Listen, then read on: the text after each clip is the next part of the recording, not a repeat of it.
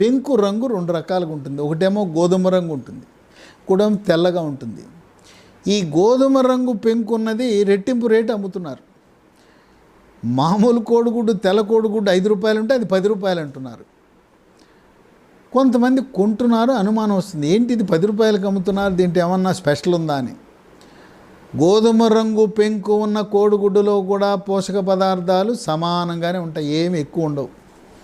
రంగు బాగుంది, అందుకని మీరు 10 రూపాయలు ఇస్తున్నారు. తెల్ల కోడిగుడ్లో కూడా అదే ఉంటుంది. కోడిగుడ్డు దీర్ఘకాలిక వ్యాధులు, షుగరు, బీపీ, స్థూలకాయము, ఇటువంటి జబ్బులు ఉన్నవాళ్ళు కోడిగుడ్డు వాడచ్చా లేదా?